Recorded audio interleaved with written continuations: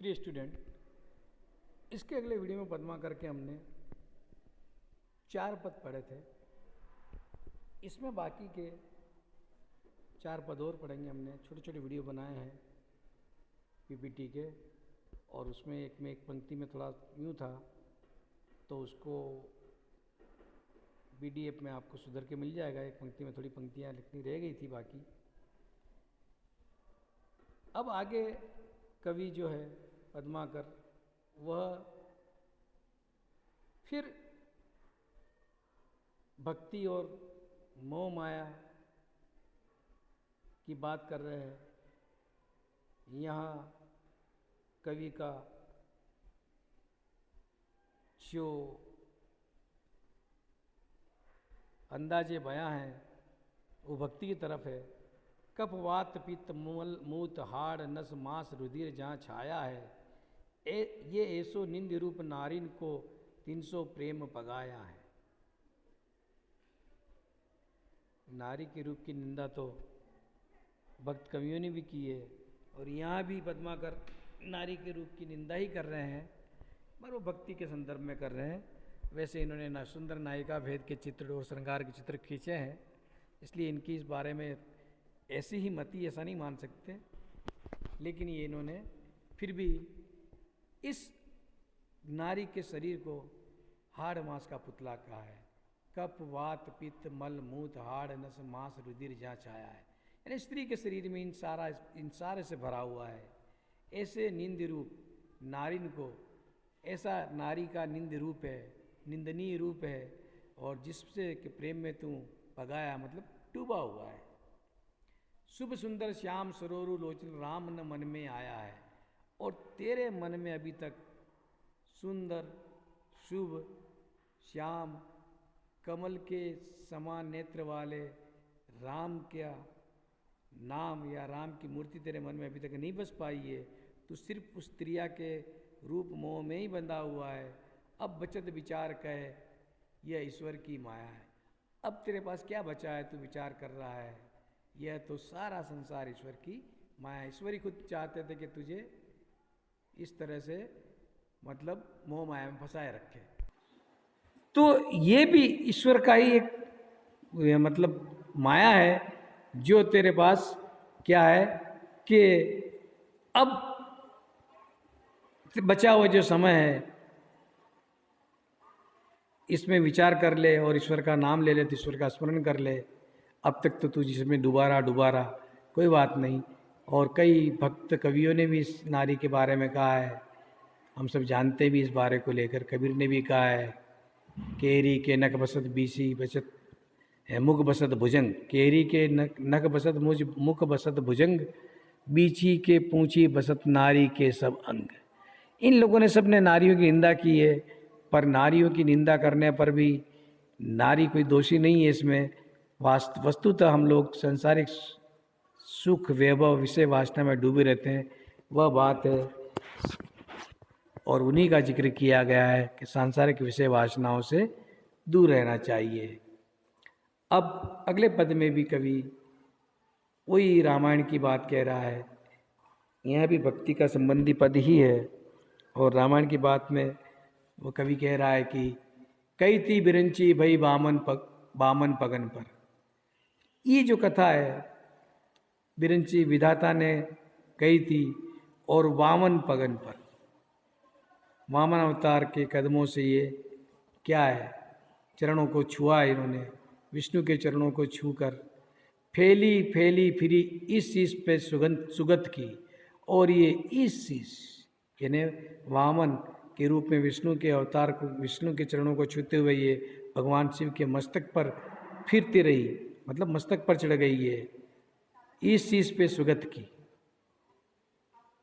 भगवान शिव के सर पर चढ़ गई। लाई के जहान जन्नू जंगा लपटाई फिरी, फिर वो संसार में आई, और जन्नू ऋषि ने अपनी जांघों में उसे लपेट लिया। कहना मतलब उसे रोक लिया अपने जटाओं में। विशेष उन्होंने अपने जन्नू ने अपने कान मतलब पी लिया गंगा को, यहाँ जांघों में लपेट लिया कहा है अनुप्रास, और इसकी वजह से इस तरह का वर्णन है इसमें। जन्नू जंगा, जन्नू ऋषि का नाम है, जंगा का मतलब जांघ है। दीनन के दीने दोरी कीने तीनी पत की, दीनन के दीने गरीबों को देने वाली, दोरी कीने तीने पत की, और तीनों लोकों में दौड़ने वाली ये जो गंगा है, यानी स्वर्ग, मृत्युलोक और पातालोक, तीनों में गंगा विहार करती है।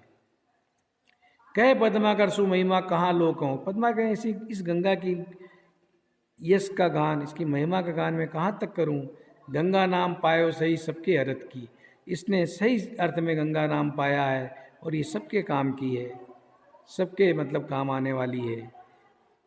बारचो फल फूली, फूली गई गई गह गई, ये बारचो फल फूली गई गई, यानी फूली हुई, गह गई के समान ये फूली हुई, और बही बही मतलब बहती हुई, बह बही का मतलब बार बार बहती हुई, लय लई या फिर लय लई कीर्ति लता है भगीरथ की, या फिर ये क्या है कि राजा भागीरथ की कीर्ति की वो पताका है जो क्या है, लहलहा रही है, मतलब पताके जैसे हिलती है उस तरह से ये धरती पर क्या कर रही है, इसकी लहरें हिल रही है। यानी कहने का मतलब गंगा के बारे में, उसके बहने के बारे में, उसके तरंगों के बारे में कुछ वर्णन किया गया है, उसको इस तरह से कवि ने हमारे सामने रखा है। कुल मिला के मैं ये कहना चाहता हूँ कि यहाँ नाद सौंदर्य ही है, अधिक से अधिक अर्थ में कोई ज़्यादा नहीं, पर सुनने में नाद सौंदर्य में गह गई, बह गई, लह लई, बह बही, ये सब नाद सौंदर्य के पद हैं और गंगा की इसमें स्तुति है।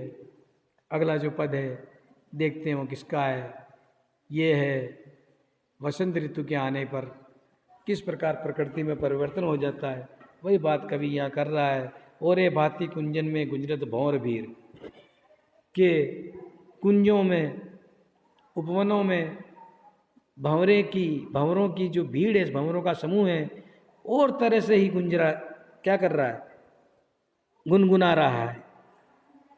ओरे डोर जौरन के बोरन हुए गए, जौहरन में बोरन हुए गए, ओरे डोर मतलब दूसरी तरह के ही क्या है, बोरन होके हुए गए, जो बोर हैं वो क्या दूसरी तरह के हो गए हैं, ओरे डोर अन्य तरह के।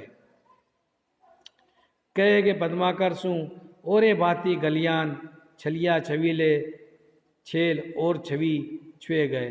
पद्मा कह रहे हैं कि गलियों में जो वसंत के आने पर जो नायक है, छबीले छेल है, वह दूसरी तरह से ही, छलिया छबीले छेल दूसरी तरह से ही क्या है, उनकी छवि सुंदर दिखाई दे रही है, मतलब उनकी छवि और तरह की हो गई है बसंत के आने पर। वहाँ बहुरन का मतलब कलियां और वो लिया गया है जो आते हैं ना फूल, आम पर, महुए पर और अन्य भी फूलों पर भी, फूलों के मतलब जो कोंपलें खुलती है उसकी बात है, यहाँ लुंज के लुंज लटकते रहते हैं। और ये बात ही विवेक समाज में आवाज़ होती है, यानी बसंत के आने पर विवेक खग कुल भी क्या है, अलग तरह से आवाज़ कर रहा है। खग कुल कुलकुल सा बोल रहा, खग कुल भी अलग तरह से आवाज़ कर रहा है, पक्षियों के समूह भी अलग तरह से, मतलब और उनकी आवाज़ में और आनंद आ गया है। ऐसे ऋतुराज के आज दिन दुए गए, ऐसे ऋतुराज मतलब ऐसे वसंत के आने के तो 2 दिन ही बीते हैं, ऐसे वसंत ऋतु के आने के तो 2 दिन ही बीते हैं, यानी वसंत ऋतु का आए हुए ज़्यादा दिन हुए भी नहीं हैं। ओरे रस, ओरे रीति, ओरे राग, ओरे रंग, ओरे तन, ओरे मन, ओरे वन हुए गए। और किसी अन्य तरह के रस में, किसी अन्य तरह की रीति में, किसी अन्य तरह के प्रेम रंग में, और अन्य तरह के प्रेम में, और किसी अन्य तरह के तन, किसी अन्य तरह के मन, और अन्य तरह के तन वन, मन और वन भी अन्य तरह के होंगे। यानी रस रीति राग रंग तन मन और वन, इनके अलग ही रूप हो गए हैं वसंत ऋतु के आने पर तुरंत ही। अभी तो वसंत ऋतु को आए हुए 2 दिन भी नहीं हुए और सब में अलग अलग निखार आ गया है। अगला पद है कि अगला पद यही श्रृंगार का पद है, और वो वसंत ऋतु का था। इसमें गंगा की स्तुति, राधा की स्तुति है, राधा के बारे में कहा गया है। ऐसी ने देखी सुनी सजनी, धनी बाड़त जाद वियोग की बाधा। ऐसे कि ऐसा तो कहीं भी सुना और देखा न सुना है कि धनी बाढ़त जात वियोग की बाधा। एक धनी, धनी का यहाँ स्त्री है, प्रियतमा वियोग की बाधा, वियोग के जो आग है वो ज़्यादा भड़काती है, ये बढ़ा रही है। क्यों पद्माकर मोहन को तपते कल है न कहूँ पल आधा।